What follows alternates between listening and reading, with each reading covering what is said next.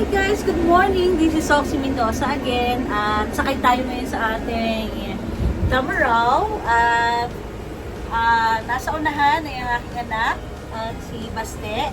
Dahil kami ay pupunta sa farm. Tapos kukuhanin natin ang mga vanilla na i-deliver natin sa may Tagaytay. Pero gagawin natin yan ngayon, at the time now is 12 o'clock. So, in the next 3 hours, dapat ay matapos natin ito. So, dala natin ang ating mga boxes kasi dyan natin ilalagay ang ating vanilla. Kailangan ay maganda para sa ating kliyente. So, see you guys! Ayan, guys! Nandito na tayo sa Bulusan at mangunguha na tayo ng vanilla pan-deliver natin sa client natin. So sarap ng simi ng hangin. Wait natin si Baste. Baste, ano gagawin mo dyan? Naaayos mo na?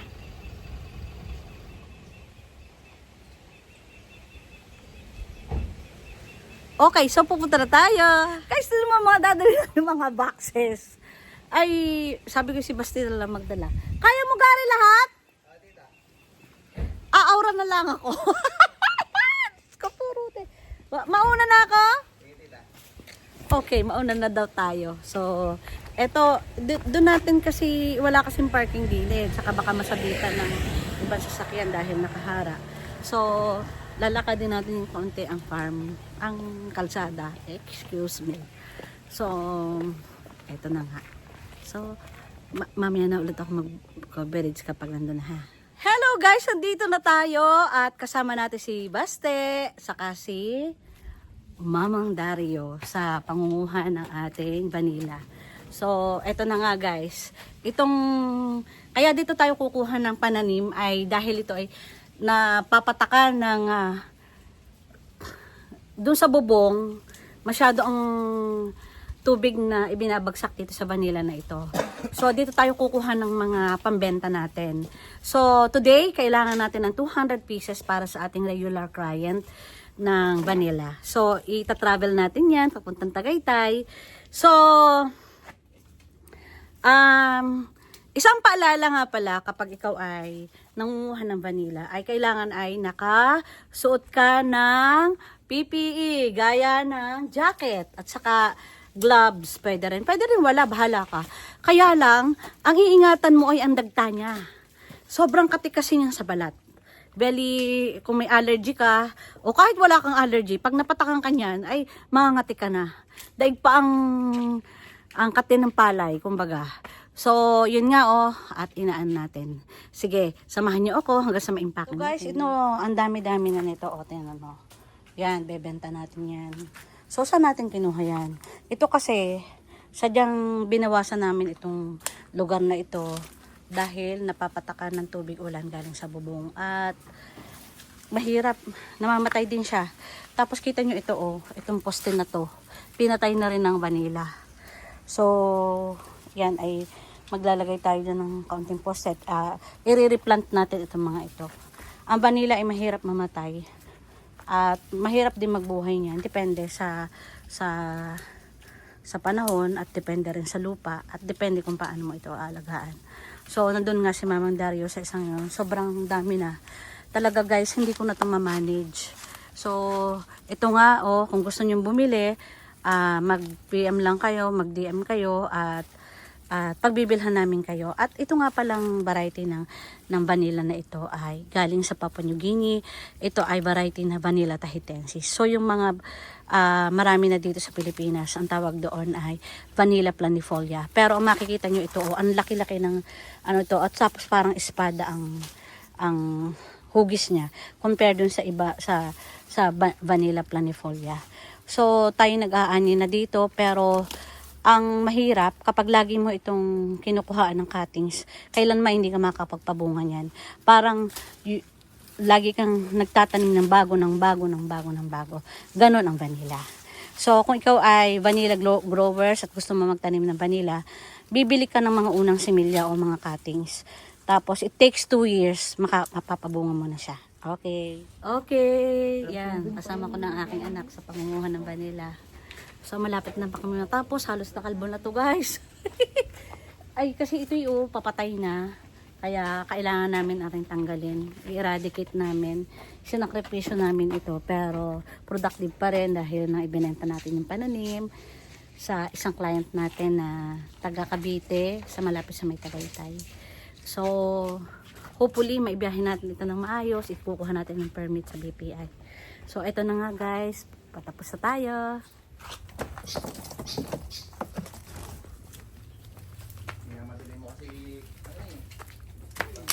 Bale, 200 pieces na vanilla ito. Plus, naglagay tayo ng 25 pieces na adjustment. At ito na nga mga vanilla na nakuha natin.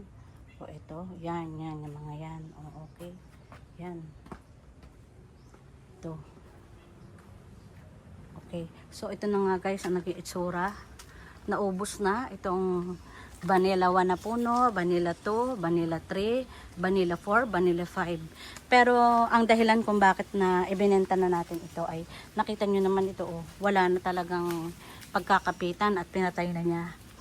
Ito ang mahirap dito sa vanilla. Talagang ang kanyang support plan, pero it takes years. Siguro may mga 8 taon siguro ito bago na tuyo itong ganito. So, yung iba ay ito unti-unti nang namamatay. Yung puno na support plant ang namamatay dahil mali ang spacing natin na ginawa dito. So, nagbabawas nga tayo dito at may mga tanim naman tayo na mga pasunod. So, makikita nyo nga guys ay ang ni-request ng client natin ay ang itong variety na ito, Vanilla planifolia. So, yan. Iba. No, I'm sorry, mali pala. Vanilla tahitensis. Ang planifolia, marami na siya. So, ito yung Vanilla planifolia, ang tataba. Oh. Makikita nyo ito, guys. Ang tataba nito, oh, guys. Oh, yan. Sadyang malaki ang kanyang, malaking bulas, kumbaga, ang vanilla. Tingnan mo naman, guys. O, tingnan mo, ang laki, oh. Ang taba niya, sobra. Ito ang ng vanilla. Ayan. Ito makikita nyo guys. Sobrang taba nitong Vanilla planifolia. Nakikita nyo yan Yan. Mataba ang Vanilla planifolia. Ako araw-araw din yung tinitingnan.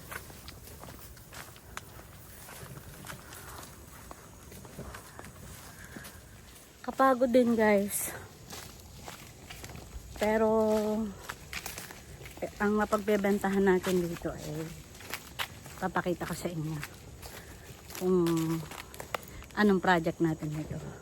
Yung pinagbentahan natin ng 100,000 sa first batch ng vanilla, ibinili natin ng e-bike. Kaya may e-bike tayo. Pero hindi muna natin agad binili. 1 taon bago natin pinagulong muna natin yung ginawang buhunan. At ito ngayon ay ipagpapa-repair natin, papa-spandrel natin ng ating kisame ng bahay. Kasi yung second floor ng bahay ko ay sinira na ng ibon. At, kailangan na ng repair. At pag hindi natin ginawa ay baka tuluyang bumagsak ang kisame natin. So, blessing ito. Itong pagbebenta natin ng blessing and timely.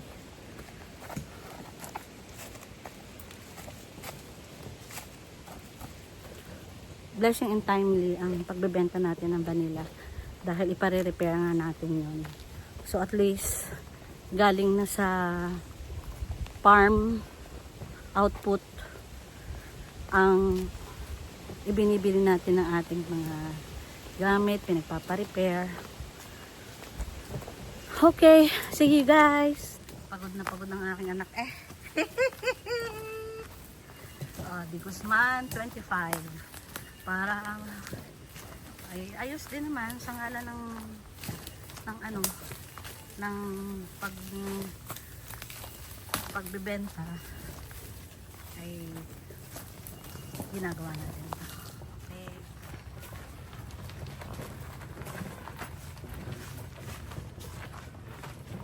Pwede dyan? Sige. Ha? Ay, siya baka guys, na isa katuparan na natin ang ito talaga. Sa katuparan na natin guys ang pangunguhan ng vanilla at on the way na tayo sa Bureau of Plants and Industry.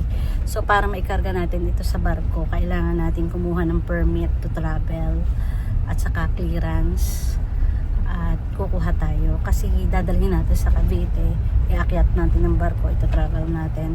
So kailangan natin ng travel clearance galing dito sa BPI. So punta tayo na dito. The time now is 3:15. So we were able to make it in 3 hours. Ang pangunguhan na vanilla. Medyo mahirap. Talagang we're running out of time and due to time constraint ay talagang paspasan at parang kidlat ang aming mga pagpaplano at mga kaganapan. So samahan nyo ako. Nagkuha na tayo ng permit at meron na tayong permit. Okay na.